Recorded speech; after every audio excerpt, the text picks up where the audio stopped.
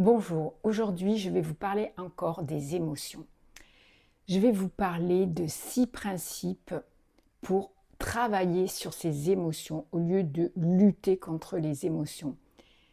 Ces 6 principes dont je vais vous parler sont issus de la psychologie humaniste et de la thérapie émotionnelle.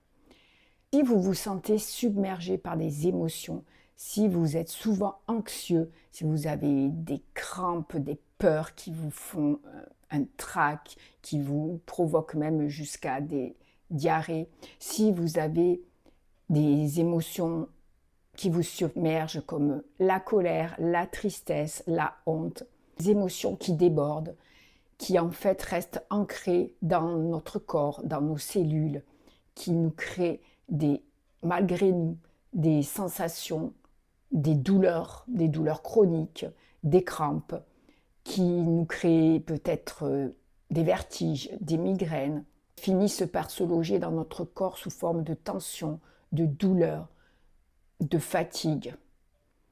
Bref, si vous ressentez ce genre d'émotions qui vous submergent, eh bien, restez avec moi aujourd'hui et découvrez ces 6 principes qui vont pouvoir vous aider. Je suis Valérie Torres, coach APA, activité physique adaptée aux maladies chroniques et aux ALD, affections de longue durée. Je suis également thérapeute holistique et j'aide les personnes qui ont des maladies chroniques à avoir une meilleure santé physique et mentale. Principe 1, prendre conscience de ses émotions. Parfois, ces émotions, elles sont là et elles agissent sans qu'on s'en rende compte malgré nous. Donc, en prenant conscience, on va redevenir acteur de nos émotions. Par exemple, eh bien, il suffit de s'arrêter, de poser la main sur son cœur, par exemple, et de se dire « Qu'est-ce que je ressens en ce moment? Qu'est-ce qui m'arrive? C'est quoi cette émotion qui me submerge? De la peur, de la honte, de la tristesse. Déjà, on met des mots sur cette émotion. Donc, on conscientise.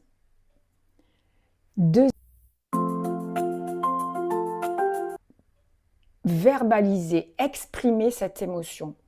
Ça peut être par des mots, à l'oral, ça peut être à l'écrit. Peut-être que vous n'osez pas parler de cette émotion à quelqu'un ou même à haute voix à vous-même. Prenez une feuille, un carnet et notez l'émotion.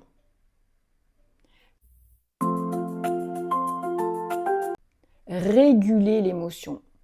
Quelquefois, l'émotion, elle est trop intense, elle nous submerge, on se sent tellement submergé par elle qu'on se sent mal, on a des choses physiques qui se passent comme on transpire ou on se sent mal, on a des crampes. Moi, par exemple, quand l'émotion de peur pour monter sur une scène, pour parler en public me terrasse, eh bien, j'ai tellement de crampes dans le ventre que je suis obligée d'aller aux toilettes, ça me provoque des diarrhées. Eh bien, maintenant, je vais faire quelque chose pour réguler. Qu'est-ce que je fais? Je me pose, je respire en conscience, j'insiste sur l'expiration, donc ça apaise mon système nerveux. Déjà, je commence à mieux respirer, les crampes disparaissent. Donc, le fait de réguler va permettre de baisser l'intensité de cette émotion pour plus qu'elle nous submerge. On en a parlé hier dans une autre vidéo, il y a l'auto-tapping, il y a les automassages et comme je vous l'ai dit, la respiration consciente. Donc il y a divers outils qui peuvent vous aider à réguler. Quatrième principe, on va ensuite pouvoir réfléchir et donner du sens à cette émotion. Lorsque ça m'est arrivé, je me suis posée et je me suis dit, pourquoi à chaque fois que je dois parler en public d'un sujet qui me tient à cœur, d'un sujet nouveau, ou même devant une caméra, au départ, j'avais ce problème. lorsque je voulais m'exprimer auprès de vous pour parler d'un sujet que je connais pourtant et qui me tient à cœur, eh bien j'avais ce problème de trac, j'avais des sensations dans le ventre, il fallait que j'aille aux toilettes, des fois plusieurs fois. Et je me suis posée, j'ai déjà régulé, mais avant ça, bien sûr, je me suis dit, qu'est-ce que c'est? Et là, j'ai compris, c'est de la peur. Peur d'être pas qualifiée pour ce que je raconte, peur de bafouiller, d'avoir des pertes de mémoire, un trou, peur de dire des choses qui ne sont pas claires, qui ne sont pas compréhensibles, la peur de l'imposteur, qu'on se dise mais qui elle est pour parler de ce sujet, etc. Et en fait, une fois que j'ai régulé, que je me suis posée, j'ai réfléchi, je me suis dit, mais pourquoi ça m'arrive? Quel est le sens? Qu'est-ce que mon corps veut me dire? Bon, mon corps veut me dire que j'ai cette peur, mais pourquoi j'ai cette peur et à quel moment elle revient? Et là, j'ai compris que j'avais ces choses ancrées en moi depuis l'enfance parce que je n'avais pas confiance en moi, parce qu'on m'avait dit que j'arriverais à rien, que je n'étais pas intelligente, etc. Donc à chaque fois que je devais parler de quelque chose qui me tenait à cœur, d'un nouveau projet ou d'un nouveau sujet, j'avais cette peur de ne pas être à la hauteur, de l'échec, d'être un imposteur, etc. Et on en vient ensuite, une fois qu'on a analysé, à un autre principe, qui est le principe numéro 5. Le principe numéro 5 qui est de transformer cette émotion en une émotion plus forte. Moi, c'était une émotion de peur, peur de l'échec, etc., comme je l'ai expliqué, de ne pas être à la hauteur.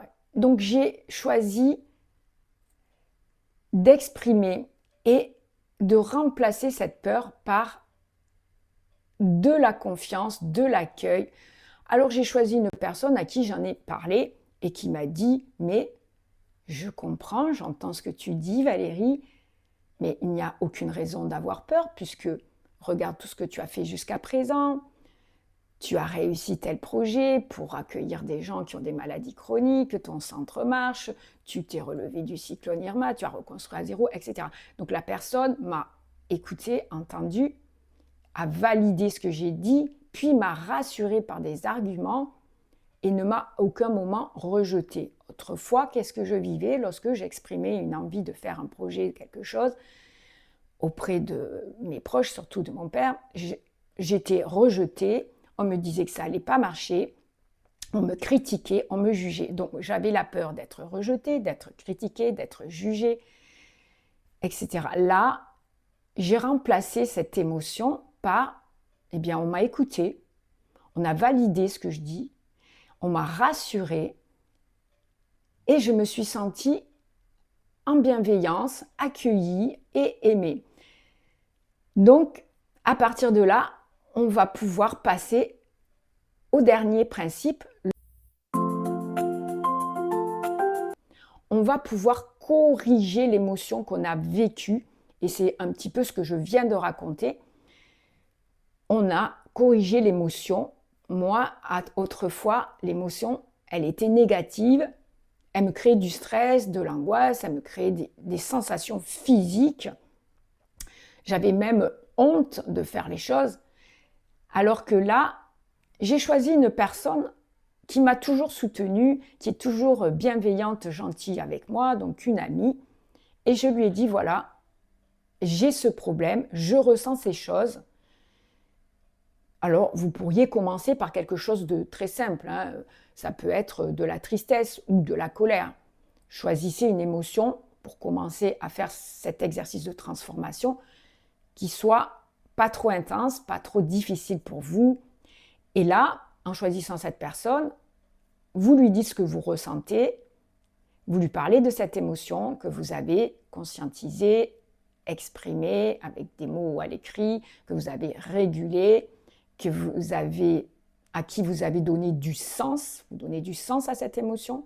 Là, vous êtes capable d'en parler et vous allez maintenant en parler à quelqu'un de bienveillant, quelqu'un que vous savez qui ne va jamais vous juger, vous maltraiter, vous faire du mal. Et cette personne, lorsqu'elle va écouter avec bienveillance, à la place d'être rejeté, vous allez être accueilli. À la place d'être critiqué, vous allez être validé.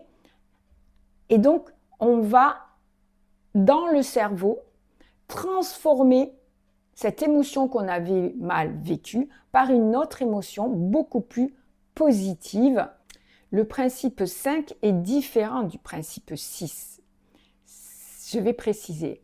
En fait, il s'agit dans le 5 de transformer une émotion par une émotion plus forte. Donc par exemple, la peur, la honte, la tristesse par la fierté, la sécurité, la compassion, l'amour. Alors que dans la 6, c'est transformer l'expérience, ce que ton cerveau a vécu par quelque chose de différent.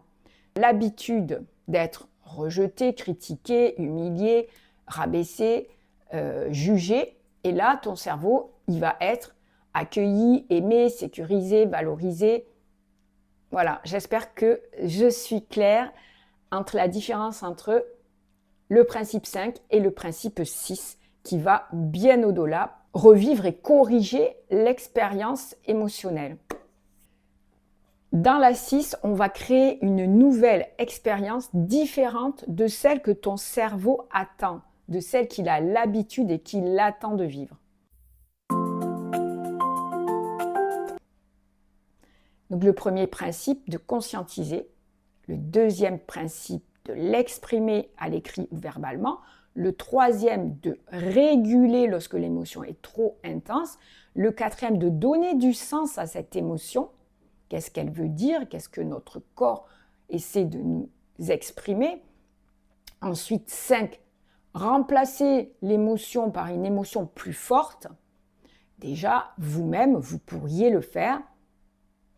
Je m'écoute, je m'accueille et je me donne de l'amour, de la compassion. Et ensuite, la 6e, c'est la correction. Revivre l'expérience où on a eu cette émotion avec une personne bienveillante et remplacer cette émotion par une émotion différente, positive. Voilà, j'espère que je me suis bien exprimée, que vous avez compris de quoi je parle. J'espère que cette vidéo vous aidera vraiment à travailler sur vos émotions pour vous rendre acteur et ne plus les subir. Voilà. Si cette vidéo vous a plu, mettez un like. Vraiment, pour moi, c'est important. Ensuite, posez-moi des questions si ce n'est pas clair ou si vous avez une interrogation sur comment pratiquer ces principes. Et si ces contenus vous aident et vous plaisent, abonnez-vous à ma chaîne. Vous savez que je suis coach activité physique adaptée, mais également thérapeute holistique parce que je veux aider les gens à prendre soin de leur santé physique et mentale. Pour moi, les deux vont ensemble. Donc, je vous retrouve très bientôt pour un nouveau sujet.